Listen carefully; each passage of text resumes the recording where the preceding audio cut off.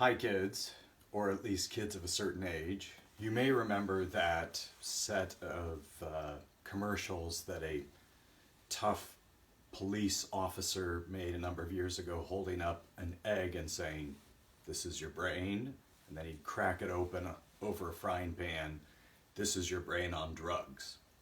Well, let's say this is your brain,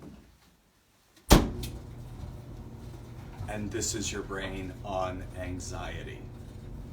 We have thoughts that run around in our head continually, worries.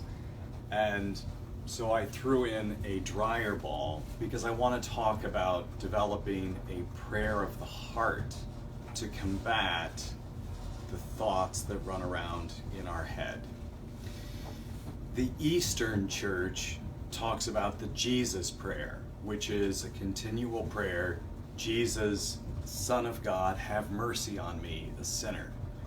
And in the Catholic Church, there is often a meditation on Lord have mercy, Christ have mercy, Lord have mercy. For Protestants, we often haven't developed that type of tradition, but a prayer of the heart, something that we are able to grab onto in those times in our life when we are anxious or hurting, scared, can be very helpful. A prayer of the heart is really a prayer of faith or trust in God. Hebrews chapter 11, verse 1. Now faith is the assurance of things hoped for, the conviction of things not seen. Faith is really kind of a combination of belief in God, but then a trust in God's care and fidelity, like staying with God, believing and trusting that He will be with us. When I started seminary, one of my first courses involved a class on developing my prayer life, and I came across a great resource by Don Postema called Space for God. And I came up with really a Protestant version of a heart prayer, which is, I belong to God. I belong to God. And I'll tell you, I turn to that prayer before I go into surgery, when I can't sleep at night.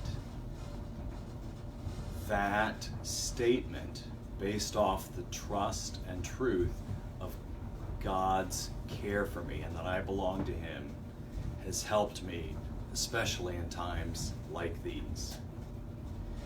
Our music today gives a couple of other heart prayers in a sense. John Coltrane, Love Supreme, one of probably the greatest jazz saxophonists of all time, grew up with a number of pastors on both sides of his family line, grandfather especially, and Coltrane, in the midst of his life, overcame a drug addiction really through his faith, and out of that came up with his masterpiece.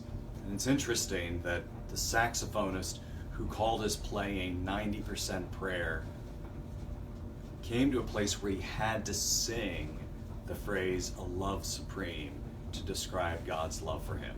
We're also going to use a song by the Protestant monastic group Taize, which will give you another example of a way to use a prayer of the heart. So I would encourage you to just take some time to find a phrase or statement based on God's love and care for you, a prayer of the heart. God bless you today.